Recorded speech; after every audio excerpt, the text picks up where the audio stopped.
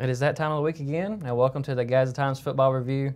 I'm Teddy Couch, this is Kevin Taylor, and we pretty much got all our playoff scenarios figured out now. Sure do, Teddy. Week 9 did not disappoint. We had a couple teams that were seeking perfection, and one of those teams is still perfect on the year. Meanwhile, the other, not so much. Big upset to talk about later on during the show, but thank you for joining us on Facebook Live. We want to thank our sponsor tonight, Blackstone Pub and Eatery, and we welcome everybody joining us live. If you have any questions or comments, we'll do our best to answer them. The playoff picture is pretty well in focus. However, there are a few matchups that are still a little hazy, so just bear with us as we try to clear up that picture over the next couple days or so. Just to run down some of the scores from tonight. Coosa Christian over Valley Head 71-14. West End picks up their first win of the season at Woodland 25-22. Westbrook over Cleveland 19-14. Southside over Crossville 54-21. Sardis Albertville 35. Sardis 7. Glencoe falls to Sacs 51-0. Ohatchee over Gadsden 55-8. As you guys remember, Thursday night, Gadsden City played at Grissom and needed this win to stay in the playoff hunt. They beat Grissom last night 35-7. Etowah beat Boaz 49-7, and Albertville ended up topping Sardis 35-7. Alexandria over Douglas 54-6, and Collinsville shuts out Cedar Bluff 31-0. One of the games that we also kind of kept a lookout for in the state and pretty much through the nation was Thompson versus Hewitt-Trussville, and that ended up being a shootout. Thompson ended up coming away with the win 63-49 after coming back from a 28-0 deficit. I know Hoover's very excited because they beat Mountain Brook, which means the Hoover Bucks are the Region 3 champs. Wow. And meanwhile, in another state score, which had a lot of folks from Gadsden watching, was the Bob Jones Huntsville game. Bob Jones ended up beating Huntsville 21-3 and thereby knocking out Gadsden City out of the playoffs. Gadsden City did pretty much what they needed to late, but with the Bob Jones win, that Bob Jones win over Gadsden earlier this year, 12-7, that one came back to bite them, and so Bob Jones moves on. They'll take on Hoover in the first round of the playoffs, and like I said, Gadsden City, a heck of a run toward the end, but it just wasn't quite enough. Hats off to the kids, though, with all the players and the coaches over there. Could have easily folded down 21-0. I keep going back to that. That's just such a big deal. They hadn't won yet, down 21-0 in the first quarter against Florence, and I think they ended up outscoring from that point on 93-17. I mean, hats off to those. Jamontez Woods, I do want to mention him. Finished with 306 yards last night, 3 touchdowns. Just reigned the entire game. It wasn't extremely hard rain, but it was just consistent and literally the entire way, and he grinded it out. And senior running back, and gave his team a win when they needed it most. Saved the best for last, I guess. Unfortunately for the Titans, it just wasn't enough, but they went down swinging, no doubt about it. Yeah.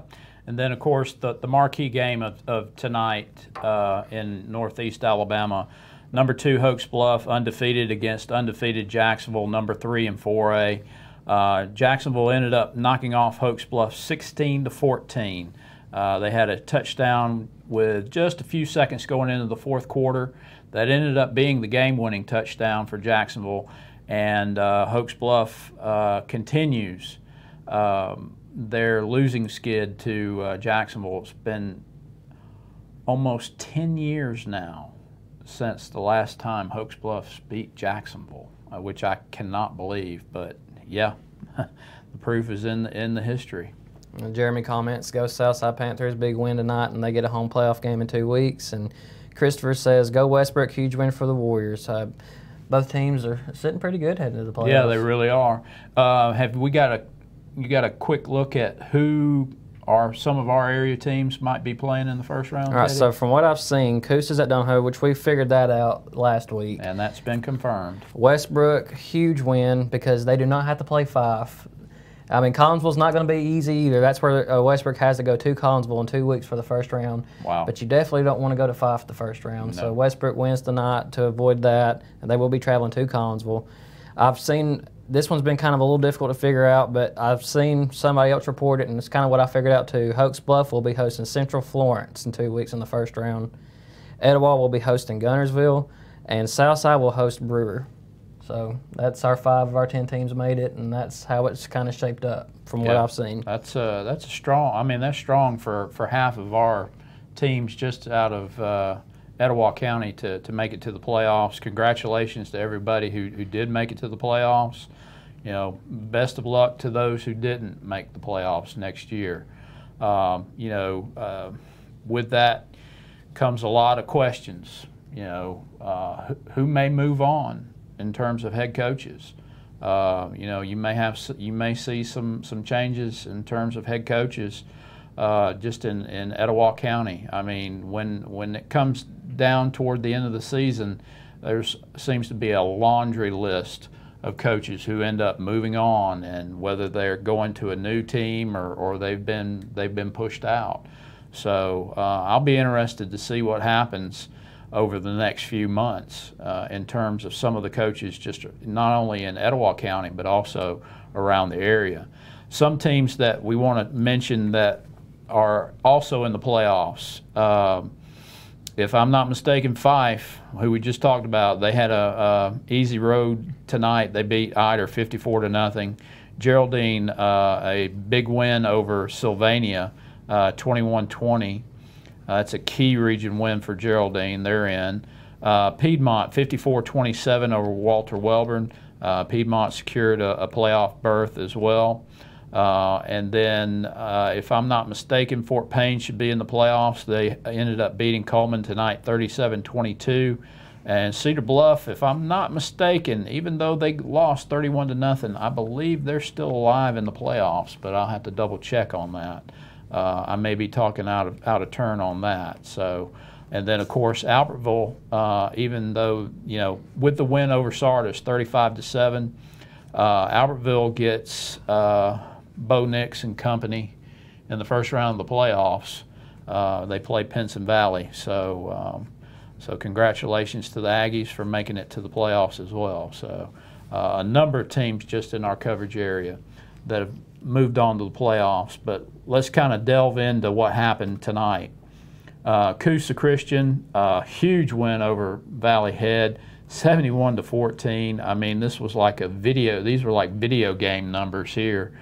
Coosa improves to 6-3. Like I said, they'll take on Donahoe in the first round of the playoffs, but they still got New Hope. They travel to New Hope next Friday before they match up with Donahoe in the first round of the Class A playoffs. Caden Lipscomb completed 11 of 14 passes for 251 yards and 6 touchdowns through 1 pick. He had touchdown throws of 36, 61, 40, 13, 16, and 3 yards. So those may also be your winning lottery numbers for Powerball. I don't know. So, but then Dartavius Britton and Caleb Cates, both over 100 yards rushing tonight. Britton with 7 carries for 107 yards and a touchdown. Caleb Cates, 10 carries, 104 yards, 2 touchdowns, and also caught a touchdown pass from 13 yards out. Evan Delp was the go-to guy in terms of receiving. 5 catches, 154 yards, 2 touchdowns, should I say. That should be 2. And then Clay Waits, 4 catches for 81 yards, 2 touchdowns. So, like I said, a big night, a lot of big-time numbers there for Coosa Christian as they move to 6-3 on the year. They've locked up the 3 seed out of their region, and like I said, they'll take on Donahoe in the first round of the playoffs. And I'm still going to call it. I would not be surprised if they come away with a first-round victory. That's a dangerous team to have come into your place to host the first round of the playoffs. They're way they can just put up points like they have all year, especially here as of late. Caden Lipscomb seems to really have found his stride, and I don't know what his numbers are the past 2 or 3 weeks, but I'd like to see him because I mean it seems like he's averaging about 5 touchdowns a game here lately. Yeah, he Not really throwing is. many interceptions at all, and then obviously you have Dartavius Britton come out of the backfield, Evan Depp on the outside. Very dangerous Coosa team right now. Yeah, and now that you've got 2 backs now, Cates and Britton. So I mean, you really can't just key on one person, and that's huge when it comes to Class 1A football. So that just makes Coosa very dangerous. Southside 54-21 over Crossville tonight. They moved to 5-4, but more importantly, they're 4-1. Ended up finishing 5-1. Was it 5-1 in the region? Yep, that's right. 5-1 in the region. Finished number 2 in the region. Cat Bothwell, wow, 5 rushing touchdowns tonight, 1 receiving. He finished with 269 yards total offense, 221 on the ground, 48 receiving. What a heck of a night for him tonight. He seems to really just turn it on as of late. I mean, not that he hasn't played well all season as he has, but he seems to have found that extra gear whenever his team really needs it. Kind of like we talked about with Jamontez Woods and Gadsden City, senior running backs. You can depend on those guys to really carry you through, and he's done a good job. Yeah, I mean, Southside has just turned it on here lately. I mean, like I said, I said it during our preview show on Wednesday night, I'd say Southside's probably one of the hottest teams, not just in Northeast Alabama, maybe one of the hottest teams in the state. I would not want to play them right now. No, they're dangerous for sure. They get to host Brewer in the first round of the playoffs. It'll be an interesting matchup. Brewer's a team that in the past usually you wouldn't picture even making the playoffs. So, shout out to those guys for making the playoffs this year, and see what Southside can do. Yeah. Etowah, 49-7 over Boaz. I didn't see that kind of a score coming out of this game. Number 2, Etowah, 49-7.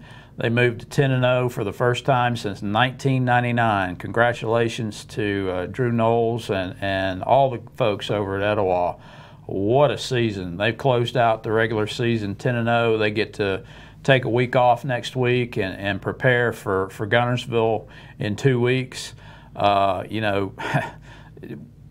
Teddy went through all the streaks that they have actively going on. I mean, 19 wins at home, and tonight was the 600th win for Etowah as a school. And then on top of that, they may also be the number 1 team in the state.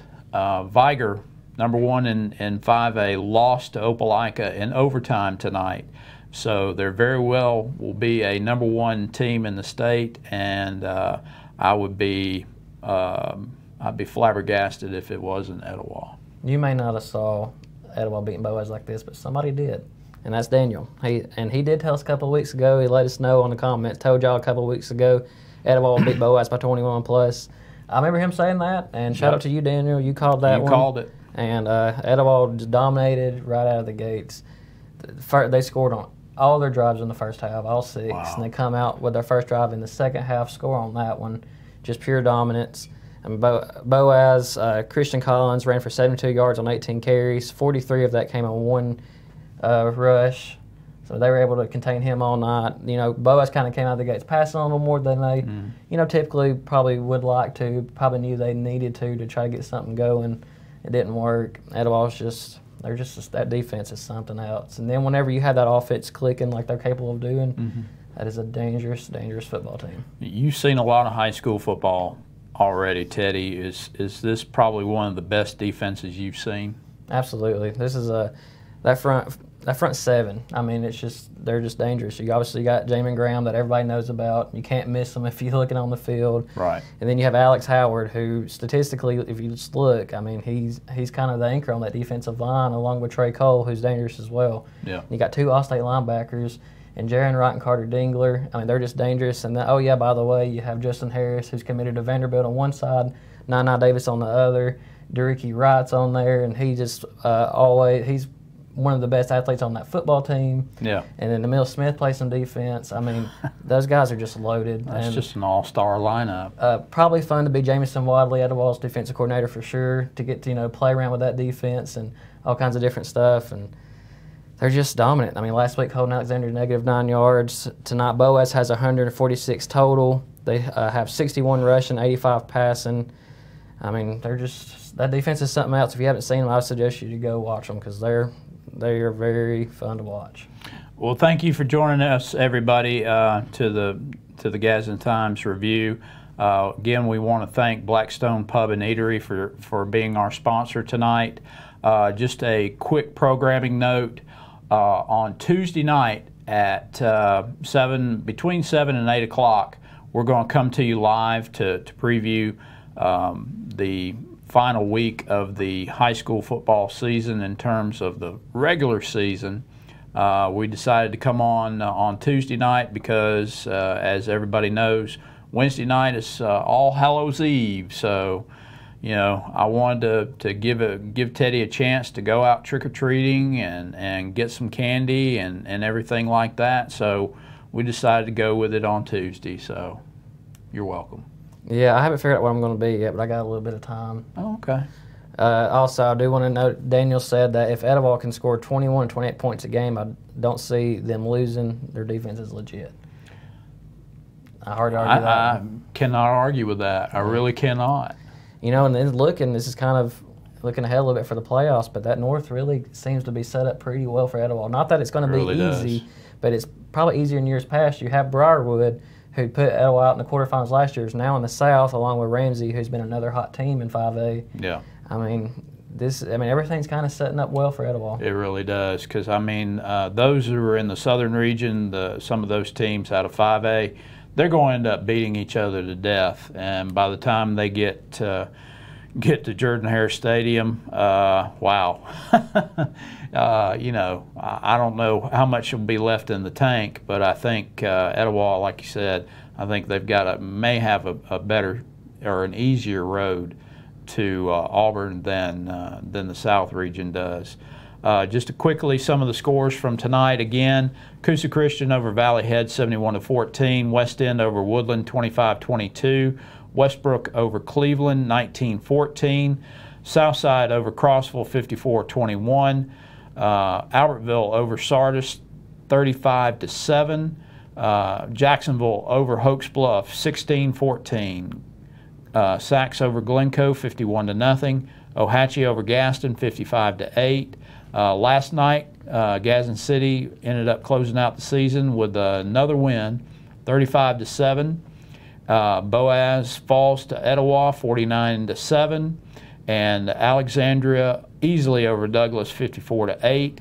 Collinsville over Cedar Bluff 31-0. Cherokee County over Cleburne County 24-6. Fort Payne over Coleman 37-22. Fife 54-0 over Eider.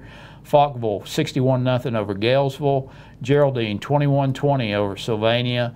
Piedmont over Walter Welborn 54-27. Pisgah over Plainview 18-17.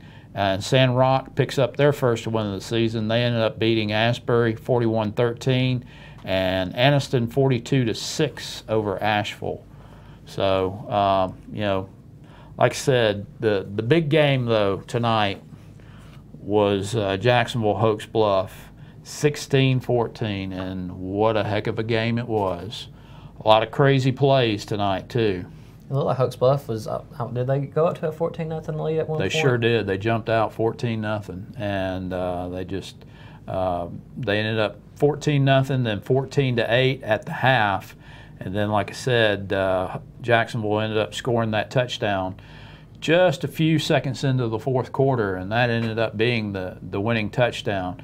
Hoax Bluff had a couple field goals come up shy, including one with about 13 seconds left in the game. It was a 37-yard attempt, and I believe it came up just short. And a matter of fact, before they could even get to that field goal attempt, Hoax Bluff was faced with, I think, a 4th and forever, and Ashton Gullidge threw up just a prayer and it was answered, and ended up being, I think, a 28-yard gain. And I think, if I'm not mistaken, Hoax Bluff was faced with a 4th and 22 play. And so they get 28 yards and ended up getting further down. Then they throw to the end zone, and there was a pass interference penalty against Jacksonville that kept Hoax Bluff's drive alive. And they got down pretty far, I think, to the 17, if I'm not mistaken, of Jacksonville, and they had to back up just a little bit, but still just a whale of a ball game. You really can't, wow, again, a tremendous ball game. Meads ended up finishing with 218 yards rushing on 33 carries. He also had a 46-yard touchdown run. He had 2 catches for 17 yards. Wiggins, their running back for Jacksonville, ended up rushing 28 times for 96 yards. And then Ashton Gullidge, quarterback for Hoax Bluff, he was 10 of 22 for 148 yards, and he also rushed for a touchdown. So there again, one stat that J.J. Hicks pointed out in his game story, which you can find online at thegadsdentimes.com. The last 3 ball games have been decided by a combined 7 points. Wow. Something you just expect out of this Jacksonville Hoax Bluff game as of late. I mean, it's just been it's been back and forth on during the game. Jacksonville's been the one come out on top. I just hope Jacksonville Hoax Bluff does us a favor. I hope this team meet again in the playoffs. That would be fun. Obviously, we'd probably get another game like this one.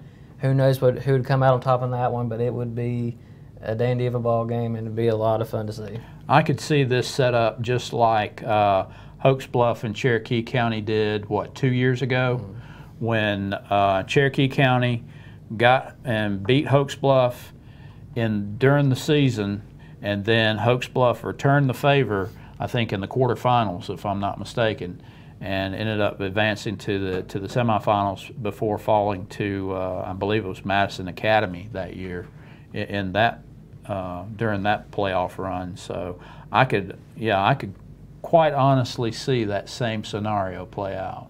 Yeah, Hoax Bluff's they're a tough ball team. I mean, a tough one to lose. Region championship on the line. So Hoax Bluff's finished second, but at least they're still hosting the first round of the playoffs. That's right. That's what ultimately matters. Hoax Bluff's still going to be at home at Mike Robertson Stadium to open the playoffs in 2 weeks. So obviously they'd like to, did it so win in the region. They didn't get that, but they're going to be fine. I mean, still obviously a good ball team. They got a lot of football left to probably play. Yeah, and I'd hate to be Central Florence, because that's a long drive to play a first-round football game. So, that's very likely who Hoax Bluff will see in the first round of the playoffs. Etowah, they'll host Gunnersville. And who else is in the playoffs as far as matchups? Coosa at Donahoe, Westbrook at Collinsville. As you mentioned, Central Florence at Hoax Bluff, and Gunnersville at Etowah, and then also Brewer at Southside. Yeah. And like I said, I would not want to be Brewer right now, because like I said, Southside is by far one of the hottest teams in the state. Looking ahead to next week, we've got some early games next week. Gadsden City, I misspoke. I said that Gadsden City closed out the season last week. They did not Thursday night. They play again this Thursday night. They're at Clay Chalkville. And then Collinsville hosts Valley Head. Then next Friday, Coosa Christian goes to New Hope. West End is at Glencoe. Westbrook hosts Sand Rock. Southside's at Cherokee County. Sardis will host Hoax Bluff. Gadsden will host Cedar Bluff. Albertville hosts Gunnersville. Alexandria hosts Chilton County. Crossville goes to Plainview. Fife goes to Sylvania. Galesville goes to Alabama School for the Deaf.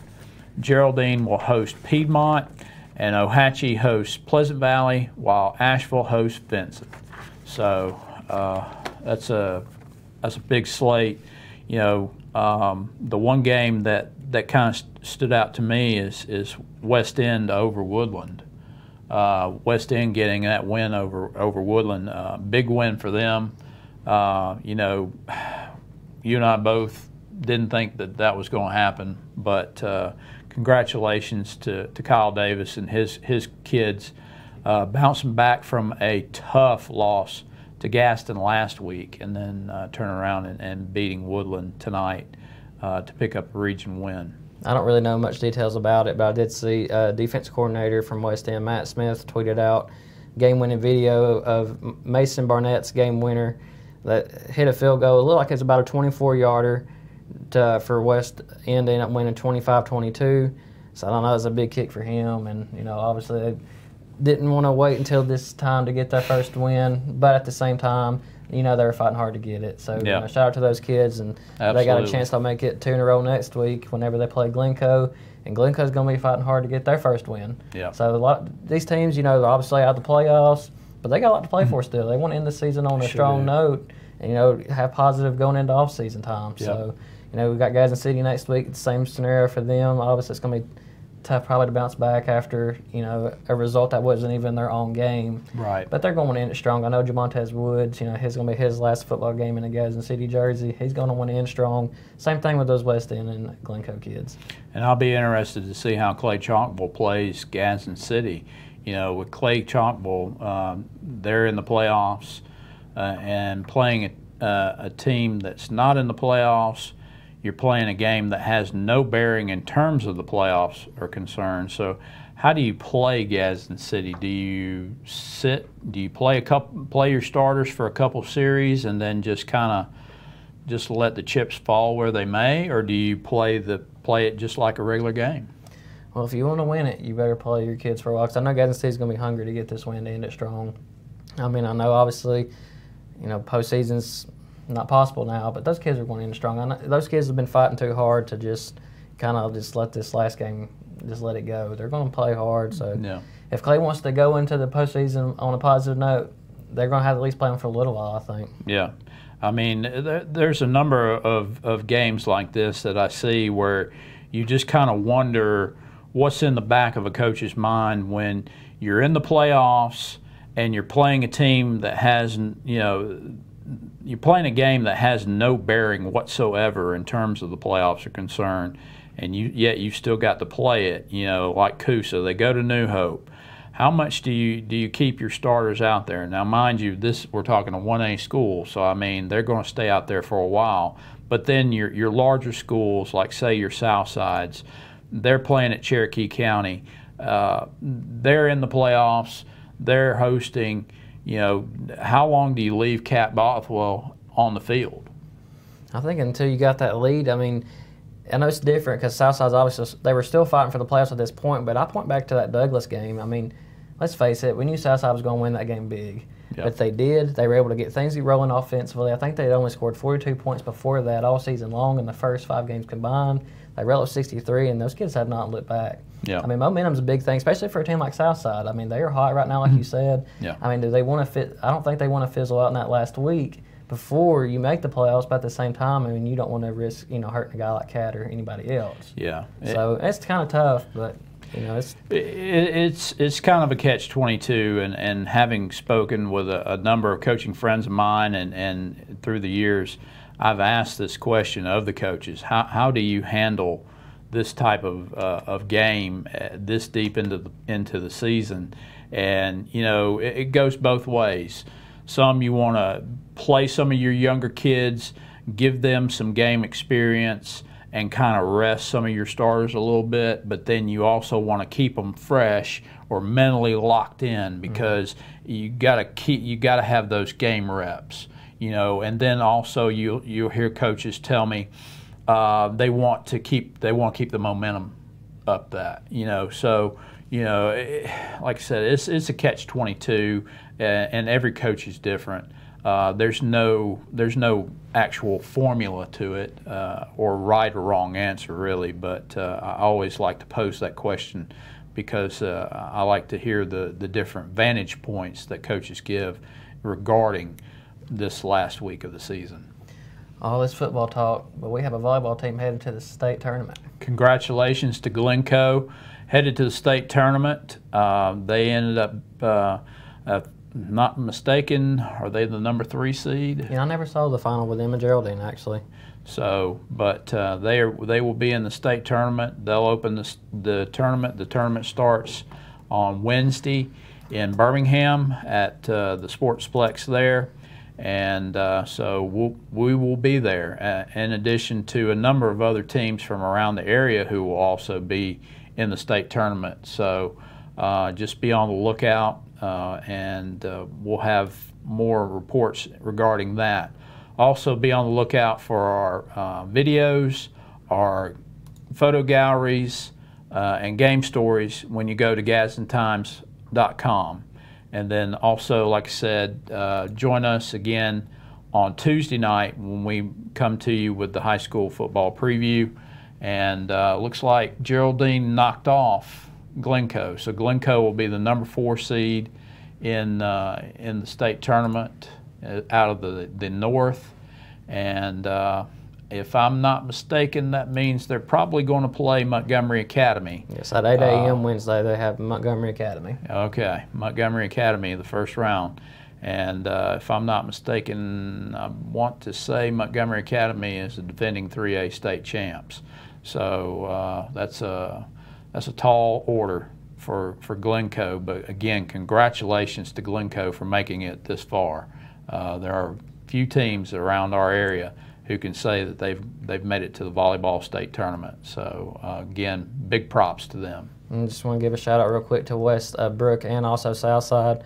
Westbrook was one match shy, where both teams were. Yeah. Westbrook got swept, and then Southside fought hard against East Limestone, dropped the first 2 sets, fought back, forced a 5th set, and fell just short. So shout out to both of those teams. I know they played well all season long, and yeah. Southside and Westbrook both won their areas. Southside won the Etowah County tournament.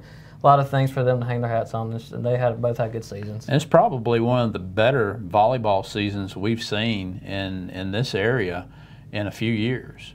Yeah. In terms of quality teams, not only making it to the super regional, but then of course we've got a state representative as well. So. Again, congratulations to everybody on a tremendous volleyball season, and I look forward to next year. Maybe we'll have more than just one make it to the state tournament. Yeah, and I think that we've kept all of you up long enough tonight. So I think we're going to go ahead and wrap this up. And again, our time is up. We thank you for yours, and we will see you Tuesday night. Have a good night.